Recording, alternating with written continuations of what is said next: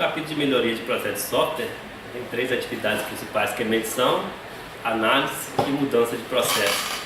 Vamos discutir agora análise e mudança, tendo ciência de que para tomar suas decisões de análise, você primeiro fez alguma medição de processo. Então, as 3 atividades principais na melhoria de processo de software: você medir o seu processo, analisar esses dados e você mudar, tomar decisões de mudança em cima da sua análise que é feita nas medições. Vamos para a análise. O que é análise? Então a ideia é você tomar decisões embasadas em alguma informação. Normalmente a sua análise começa qualitativa, isso vai ser discutido no livro. Mas às vezes você não sabe ainda o que você vai medir. Você tem que mexer, tem que melhorar o seu processo, porque, por exemplo, seu produto não dá qualidade, seu produto está defeituoso, seu projeto está atrasando. Você tem que tomar a decisão de mudar o seu processo para tentar resolver o problema, mas não tem muita informação quantitativa ainda. Então você toma decisões com base em informação qualitativa. A ideia é isso: você tem a fase de análise, mesmo que você ainda não tenha implementado as medições, mas você pode fazer uma análise qualitativa, por exemplo, conversando com os funcionários da empresa, tentando identificar os gargalos para tomar suas decisões. Mas o processo mais maduro, tipicamente, ao longo do tempo, vai incorporar dados quantitativos. A medição em algum momento vai entrar para fomentar melhor tomar decisões, ao invés de tomar decisão só com base em análise qualitativa, que é mais fraca, tipicamente, que a análise quantitativa. Então, por exemplo, pode fazer estudos de processos existentes na literatura ou em outras empresas para tomar suas decisões aí de mudança de processo. Mas depois de um tempo, a ideia é que você tome suas decisões com base em métricas. Então as métricas, as medições geram evidências para o gerente do projeto tomar suas decisões de melhoria de processo. O que ele vai mudar naquele processo específico. Tipicamente ele vai mudar com base nos gargalos que ele identificou por meio de medições. Mas é importante contextualizar essas medições. Então medições, a gente fala que medição os números são cegos. Não podem estar distorcidos, podem não contar bem a realidade. Então é bom você tentar contextualizar. Por exemplo, nesse projeto aqui, demorei 3 vezes mais para testar o software. Teve algum problema aqui. O tempo médio de teste de software é, sei lá, 1 semana. Nesse caso aqui foi 3 semanas. Por que será que isso aconteceu? Então tentar contextualizar. Talvez foi numa semana que tinha muito feriado, final de ano, festa de final de ano, as pessoas são menos produtivas, ou talvez o seu principal desenvolvedor da equipe estava doente naquele período. Então a ideia é você olhar para os números, mas os números são cegos, então você tem que tentar enxergar além dos números, enxergar coisas que podem estar influenciando os números. Então, por exemplo, conversar com as pessoas da equipe para tentar ver por que aquilo aconteceu, por que aquele outlier, aquele valor está muito alto, está muito baixo. Tentar ver se algum fator externo influenciou, né? Por exemplo, feriados, ou qualquer coisa, sei lá, uma visita que você teve por exemplo, de certificação CMMI, vai falar sobre isso. Então pode ter vários fatores que podem influenciar de certa forma os números e podem causar distorções no número, para tentar entender o contexto para você não tomar decisões erradas, ou simplesmente colocar mais pessoas para fazer teste. Talvez você não precise de mais pessoas, seja aquele caso específico demorou, mas tipicamente não demora a fase de teste. Como você pode fazer essa análise além dos números, ou mesmo quantitativa, você pode usar várias técnicas para te prover informação. Por exemplo, questionário. Questionário tipicamente é muito usado porque é rápido, dá informação rápida, que é você preparar formulários e distribuir para a sua equipe. Você pode usar isso tanto para levantar dados quantitativos, números, quanto para fazer a análise qualitativa, entender o contexto. Então, faz formulário, distribui entre pessoas, por exemplo, que vai te ajudar a entender melhor o problema, para tomar decisão como resolver aquele problema.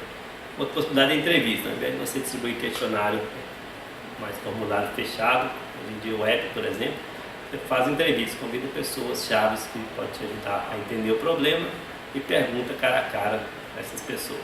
Ou outra possibilidade de estudo etnográfico, você observar. Você contrata uma empresa, um profissional que vai observar o seu processo de desenvolvimento para identificar quais são os gargalos, quais são os problemas naquele processo. Tem várias coisas que você pode analisar no seu processo para tentar identificar esses gargalos. Então, por exemplo, se os padrões estão sendo adotados, se dá uma padronização. O gerente ele não está acompanhando cada uma das pessoas da equipe. Então ele tem os processos definidos que ele assume que todas as pessoas estão utilizando, mas pode ser que na prática as pessoas não estão utilizando. Então você pode fazer uma análise se realmente está seguindo toda a padronização que foi definida no processo. O nome de classe tem que ser assim, o formulário de levantamento de requisitos tem que ser assim, a forma de reportar os bugs encontrados tem que ser dessa forma. Então o processo maduro tem essas coisas definidas, mas pode ser que não está sendo adotado na prática. Então verificar a padronização, verificar o uso de boas práticas de engenharia de software, passando para todo mundo da minha equipe usando orientação a objeto, usando o teste automatizado, mas será que isso está sendo feito na prática? Então pode ser um caso de ser analisado. Restrições ou problemas de comunicação. Comunicação é um caso crítico às vezes que o gerente não consegue identificar facilmente, a não ser que faça uma análise bem profunda. Então pode ser que tenha atrito entre pessoas da equipe, dificulta a comunicação entre essas pessoas, e isso impacta na qualidade do processo e do produto no final. Outras coisas, então tem vários aspectos que devem ser analisados no processo. Tem uma lista grande, eu coloquei esses 5 só para ilustrar que você deve ter essa preocupação com vários itens no seu processo para identificar onde está o gargalo. E dentro dessa melhoria de processo, você analisa para mudar. Então, no livro tem uma outra seção que é a mudança do processo. Você faz a medição, levanta os dados para tomar decisão, analisa esses dados, por exemplo, naqueles aspectos, e depois faz a mudança do seu processo, tentando melhorar o seu processo. Vamos aqui exemplos de mudança. O que seria mudança? Por exemplo, introduzir uma nova prática. Tem uma lista grande lá no livro também, vou pegar alguns exemplos aqui. Então, antes eu desenvolvia usando o IDE, sei lá, Eclipse. Mas estou vendo que as pessoas estão migrando para essa outra IDE, possivelmente essa outra IDE torna as pessoas mais produtivas. Mas tem algum estudo que diz isso. Vamos mudar, sei lá, para outra IDE, sei lá, NetBeans. Então, você pode introduzir uma nova prática, um novo método. Por exemplo, antes eu usava o método de levantamento de requisitos sei lá, entrevista. Mas eu ouvi falar que etnografia é melhor para levantamento de requisitos. Eu posso introduzir um novo método aí para levantamento de requisitos, uma nova ferramenta. Antes eu usava a ferramenta X para modelagem, ArgoML, por exemplo. Agora eu vou usar uma outra ferramenta de modelagem, sei lá, uma ferramenta integrada ao meu IDE, integrada ao Eclipse, por exemplo. Você pode introduzir um novo método, uma nova ferramenta, uma nova prática, alterar a ordem das atividades. Antes você testava no final, aí você ouviu pessoas dizendo que é melhor fazer o teste driven, que é o teste primeiro. Então você tenta mudar a ordem, você faz teste, mas em vez de você fazer no final do processo, você passa a antecipar os seus testes de software, mudar a ordem.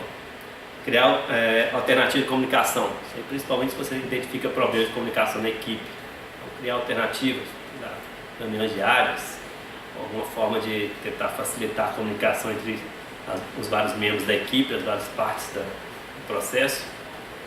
Novos papéis, se não tinha um inspetor de qualidade, será que vale a pena criar um inspetor de qualidade para melhorar a qualidade do seu processo, a qualidade do seu produto? São várias coisas que você pode fazer aí para tentar melhorar o seu processo. Todos eles são mudanças. Então, ao identificar o gargalo, vai fazer a mudança, e aí, a mudança vai resolver? Pode ser que sim, pode ser que não. Então, não se sabe. Então, por isso que tem aí os 5 estágios da mudança, vamos dizer assim, que tudo bem, identifiquei o gargalo, vou mudar o meu processo, mas como que eu vou mudar? Então, tem 5 atividades aí discutidas no livro que você deve considerar ao fazer a sua mudança. Normalmente essa mudança, esses estágios da mudança estão associados a um objetivo. Por exemplo, quero reduzir 25% dos defeitos de integração do meu software.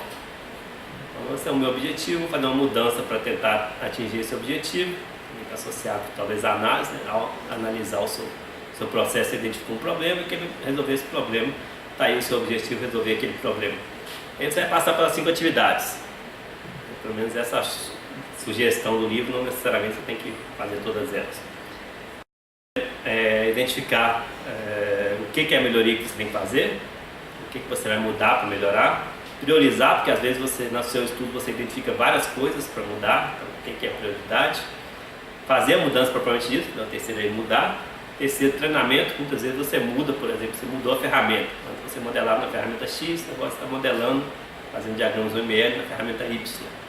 Então você precisa treinar as pessoas na nova ferramenta, ou na nova prática, ou no novo método. Então, o treinamento geralmente é o próximo passo depois de você mudar. E também discutir a questão de mudanças ou de ajuste pós-mudança, que às vezes não deu tudo tão certo como você imaginava, então você faz alguns ajustes no final.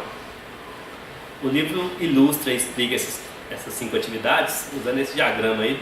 Então, os retângulos com bordas arredondadas aí são as atividades, e os retângulos, quando os retos, os recursos das atividades. Eu peguei a figura do jeito que está no livro, apesar de que pode ser questionado aí algumas arestas que eu acho que está faltando, mas eu acho que o importante é você ter essa noção das 5 atividades.